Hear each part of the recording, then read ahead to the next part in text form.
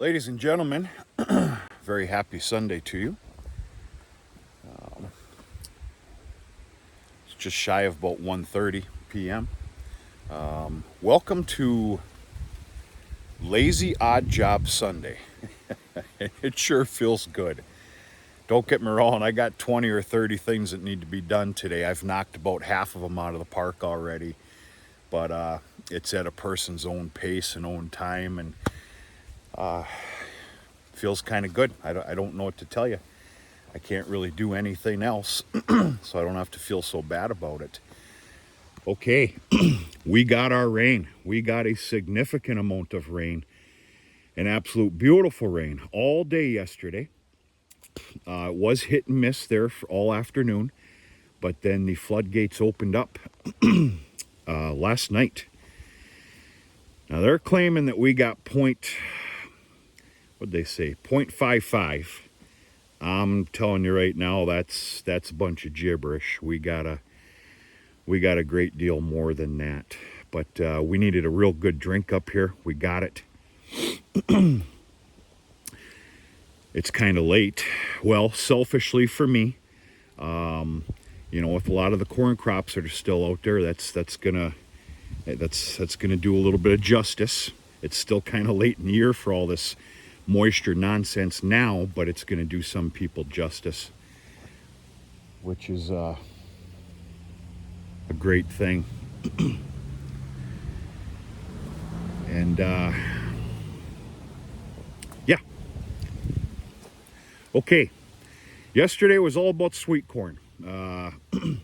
Not very comfortable in the rain intermittently all day here and there, but the last amount of sweet corn was picked and sold out of patch number 1 and 2, which is the fenced in area. What does that mean? That means I get to start green chopping it now, and I'm going to start tomorrow. I hate to say it, but it's actually kind of perfect timing, being that the cows are confined to the lot and yard now. There will be, we'll look at paddock number 1 right now. Actually, we're in paddock number 1 the last half. We'll look at 2. So the timing's correct, being the cows are there. Obviously, what I'm doing right now is I'm in patch number 3, which I think I planted about a week later than what I should have, but shoulda, woulda, coulda. We've got some pretty nice, sunshiny, I'm going to call heat days coming. They're few and far between from here on out. But in the next week, we have a couple of high 70s with pure sun. And I'm only hopeful that we're going to get something here. If you were to ask me, and I don't know any better, you give me 2 weeks of fair weather, which we have coming, and there will be edible sweet corn here. This is a pretty sizable patch here, the whole damn thing here. And there's a lot of people wanting a lot more corn to make freezer corn. And of course, end of summer corn roasts and all that other stuff. Yeah, this planting takes a little bit of a battering here by animals, mostly deer, but it's not that bad. I'm pretty happy with it. You can't fence in everything, for God's sakes. I can't. I don't have that magical wallet. So you take the good with the bad. You just plant a hell of a bunch of it, and you get what's good. In fact, I kind of like what I'm seeing here. It's not that damn bad. All right, so this is what we're looking at, which is kind of a pitiful sight. But this is what we're looking at for some regrowth here. Actually, this is paddock number 3.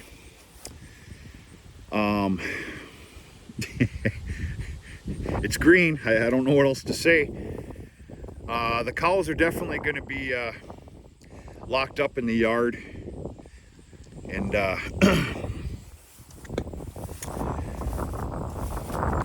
I don't know You know, I got to watch this too. I don't want to mow this all the way down to the ground here right before our fall freeze comes in.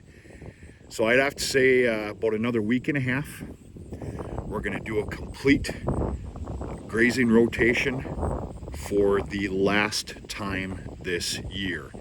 And I can tell you right now, it's just going to be half paddocks. I don't care what happens with weather in the next week and a half.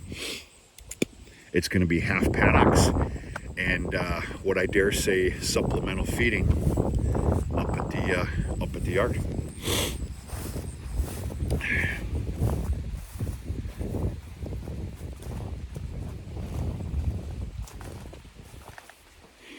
Yeah, I think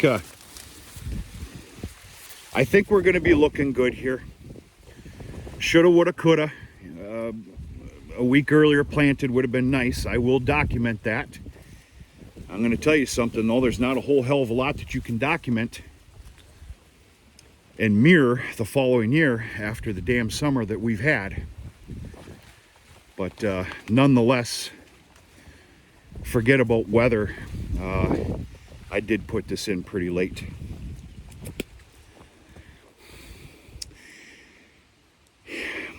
I got some comments for this stuff right now, but I'm going to wait. I'm going to wait and see what kind of what I'm going to call final product that we have.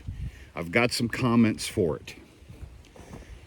I'm going to keep them to myself right now, though.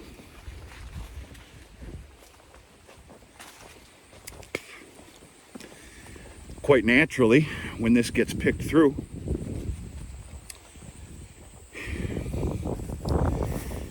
this is paddock 1. You can tell by the discoloration where I cut this paddock off to abide by it with sweet corn.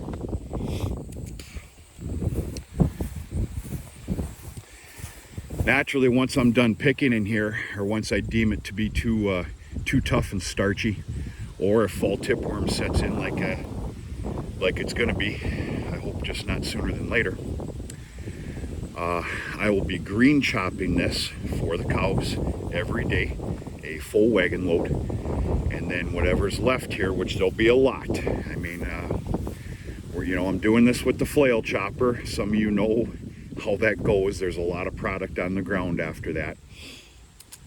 The cows will be coming in here for a day, if not two, to clean it all up. It's actually a beautiful sight. I can't wait till that day comes, and I'll be sure to take you with me. Other than that, the calendar is changing.